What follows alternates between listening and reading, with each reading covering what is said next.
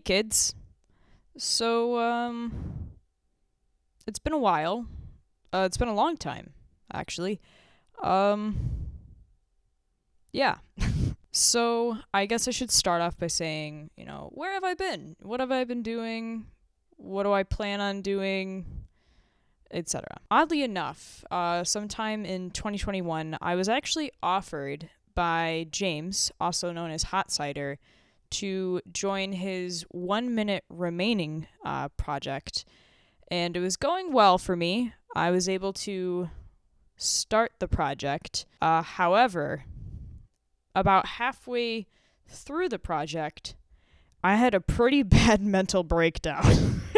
Like, bad. And what happened was I had decided that, I was focusing a lot on my internet life and not enough on my personal life, I decided to step away from the internet. I deleted Twitter off my phone. I logged out of it on my computer. I deleted YouTube Studio off my phone. I left all of the video essay discords. I did all of these things in hopes to really focus on myself. Because, quite frankly, I've been living two different lives. I have an internet life where I'm Dutchy or CJ or Mithranier, and, I'm this girl who plays games and occasionally talks and makes videos and streams, and I have all these internet friends, and in real life, I'm not that. I work full-time. I dropped out of school so I could try to, better myself as a person. I thought that I could better myself by focusing on YouTube and maybe making something out of it that way. And that didn't happen. It felt like I had to just kind of give up and start over again. Yep, that's really about it. This video is being made because it is not only Easter, but it is also the 2-year anniversary of my Oxenfree video essay. I never could have imagined the amount of attention it would receive and the positive, criticism, whatever you would say, call it. I was genuinely shocked that people really liked that video. And I am still shocked to this day that I get so many positive comments. I have people still watching the video. It's insane. It's crazy to me. I never would have thought that video would actually have an effect on people. I'm making this video to not only commemorate, the 2-year anniversary of this really kind of game-changing video for me, but I also would like to kind of delve into the creative side of it to kind of give you guys an idea of like what it took to make this video, how I made the video, why I made the video, stuff like that, just basic stuff. I say basic, it's not basic. There's a lot of elements that I think a lot of people don't realize go into making videos in any way, shape, or form. Even like really shitty video essays like mine, I don't think they really understand that, work is work and things take a lot of fucking work to make. So we'll start off pretty simple. We're going to talk about the script. Writing scripts is dead ass my least favorite thing to do. I do not know why, but writing is so incredibly hard for me to do. Like, I can't even begin to explain how fucking hard writing just a simple essay is for me. Which is funny because I used to be in school to be an English teacher. Isn't that ironic? But I don't know why, but I struggle with writing so much because I know what I want to convey and I know what I want to say to the audience. I just can't fucking write it down. I've tried a lot of things, like using, those voice recorder apps that translate or transcribe what it hears. It just doesn't work for me. It just doesn't feel the same. And honestly, with me struggling to write essays, when I finally get to the end of writing that essay and that script, it feels 110 times more rewarding than if I just talked to my phone for about 2 hours, transcribed everything, edited all of it, and then called it a day. Something that I will note about the Oxenfree video is the script was actually written in about 3-ish days, which is kind of wild, because in high school, in college, my essays would normally take about a day to write. That's because I always waited until the due date to do the assignment. And so I'd just kind of blitz through it and get it done. However, I actually took 3 days to write this script. And a big reason for that is because I was up for 3 days straight. I was actually suffering from a hypomanic episode, and the script was the result of said hypomanic episode. So it really just magically came together. I'm quite lucky that happened, I'm going to be honest. So I was able to write out the script. The 3 days also includes the editing, I should note. Shocking, I know. Editing normally takes quite a while, but it didn't for me. Thank fucking God.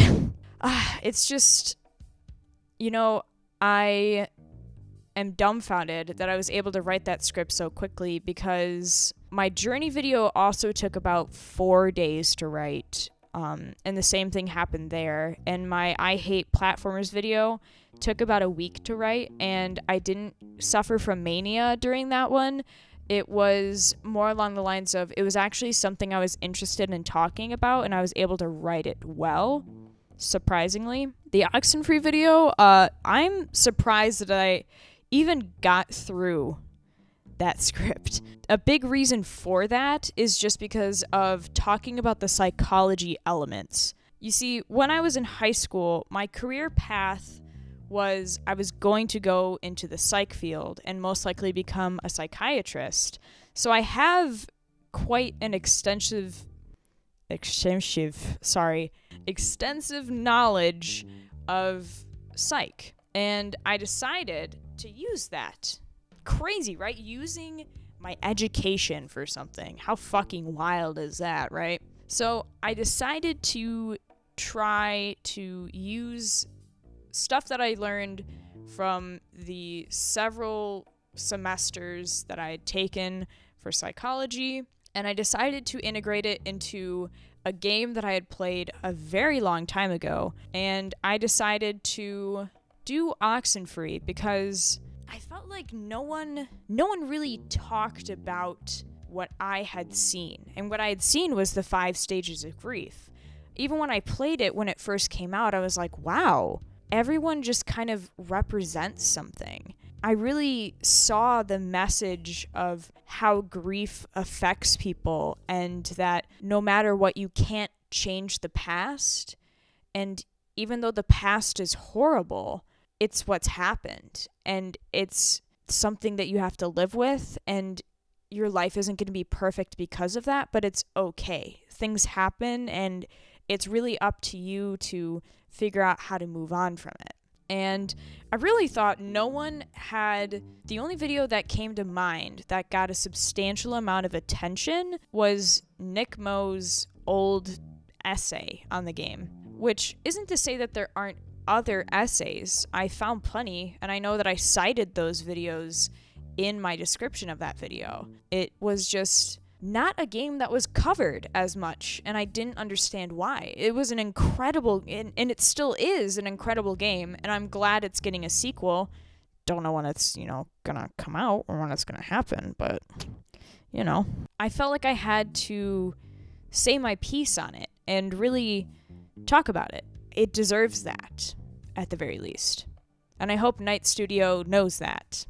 Your game deserves to be talked about. It's a great fucking game. So the next part of the whole process, besides the script, is the voiceover doing like the voiceover for these videos, even if it's not even these video essays, even if it's just me recording a Dutch diary, it's my favorite thing in the whole world. I grew up having a very strange love for voice acting, especially like cartoon voice acting, video game voice acting.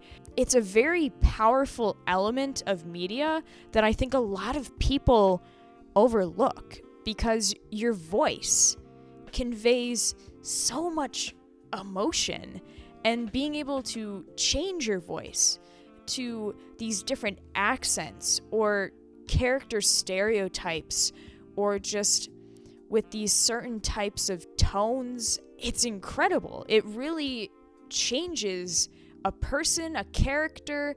It gives life to things. And I think that is probably the most overlooked aspect of video essays. But I pay a lot of attention,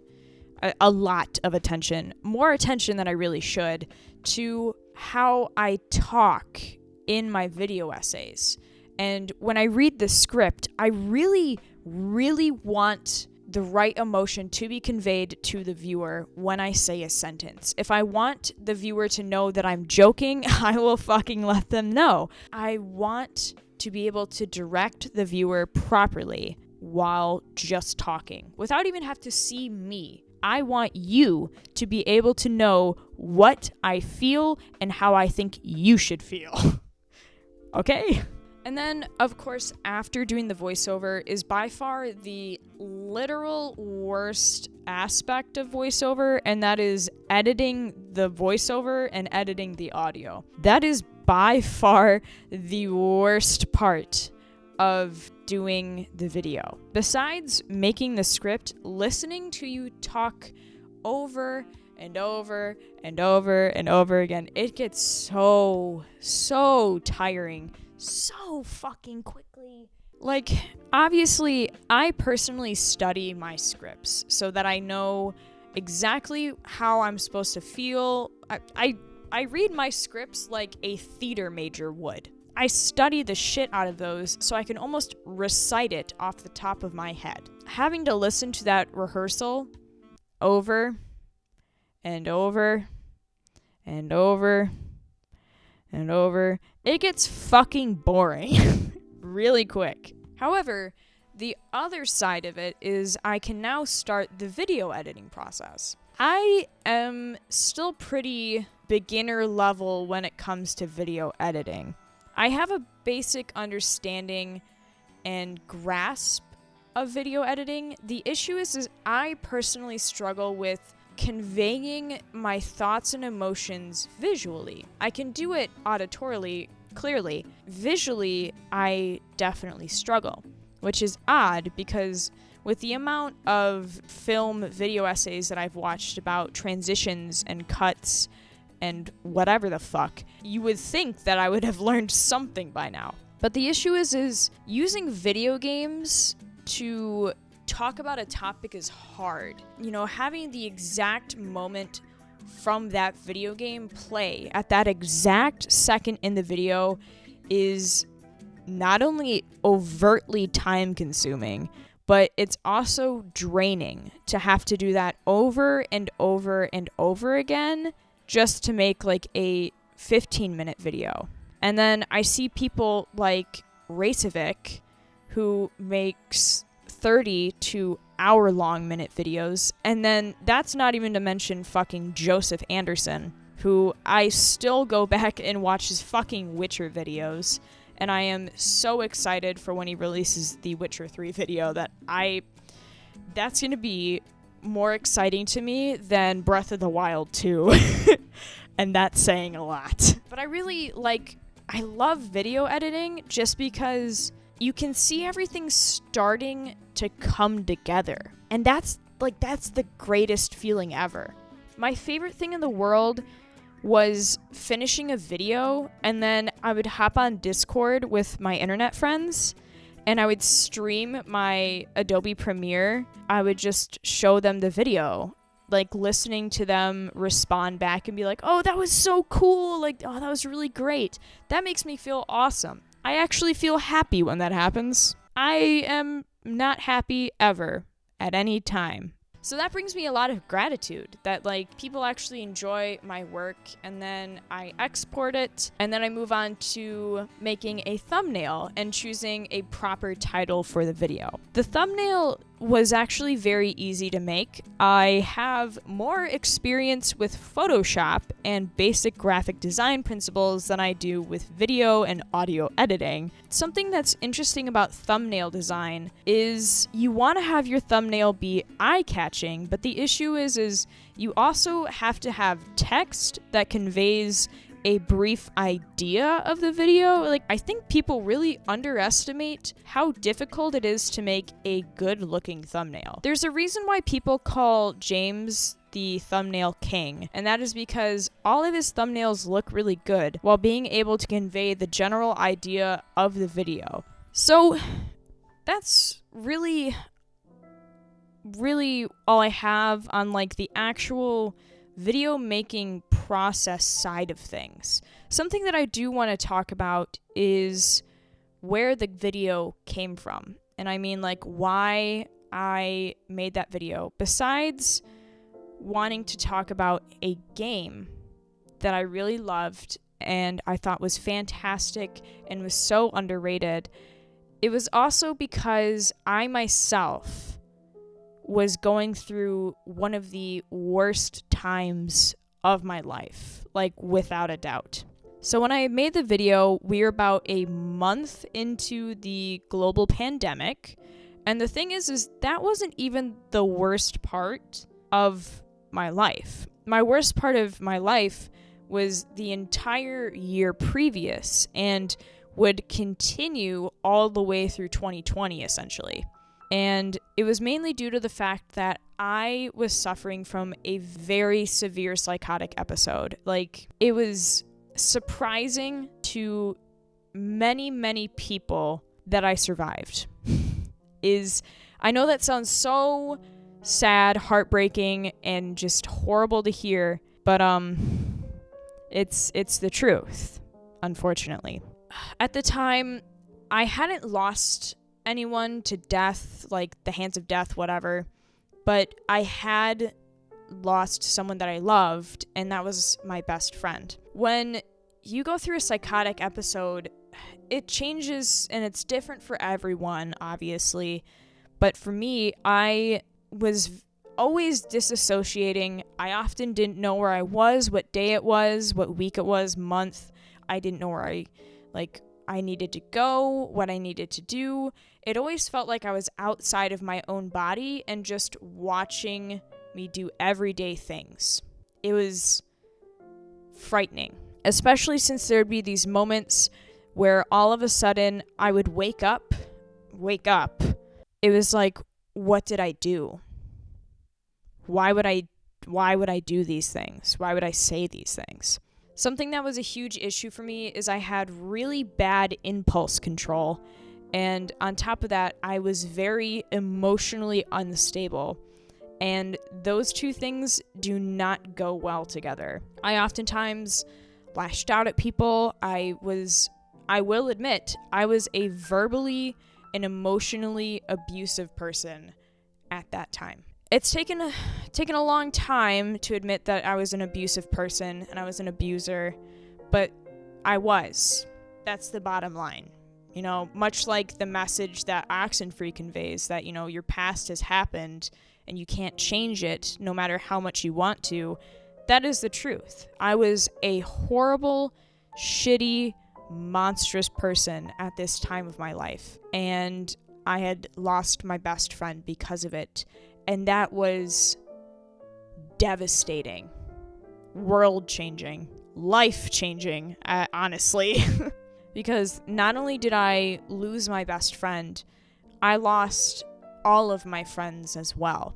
My friend group was so intertwined with one another that when I lost her, I had then lost a large group of childhood friends that I had had.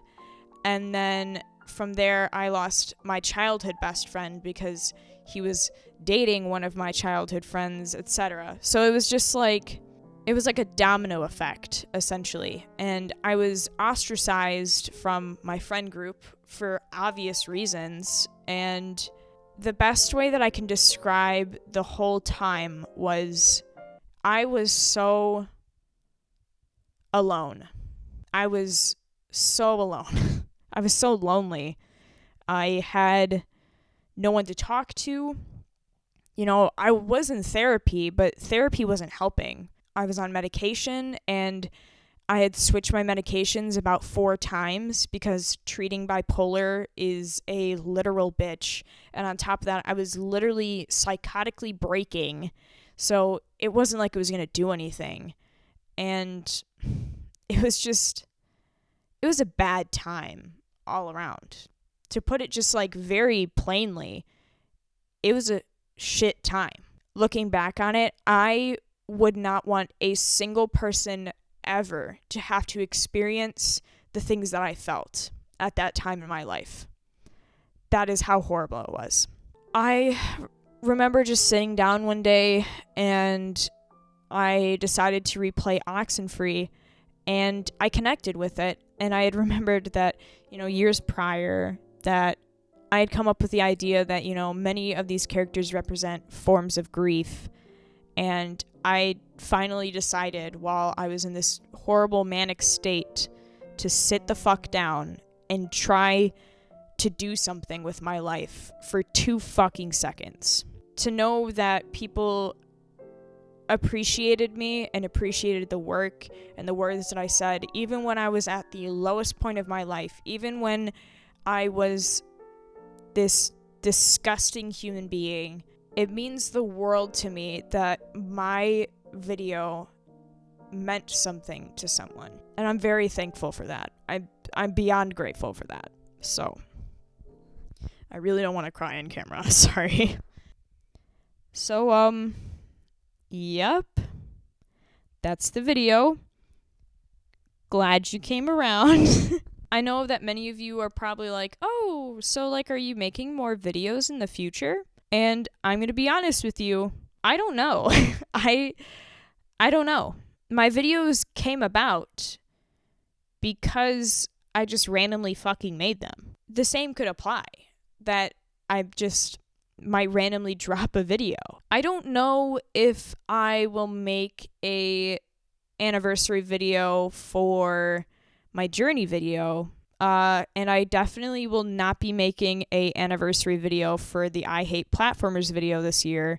I plan on doing that next year. I can tell you that I will be making a 20th video on my birthday, talking about the things that I have learned over the 20 years of living, and talking about what I learned through 2021 and into 2022, and give a reflection of things. And I probably will talk about more about how I feel like I was living 2 different lives in that video than I did here. If I do make more videos, I will obviously announce them so that we all know. I appreciate you all for sticking around, and I hope to see you again soon.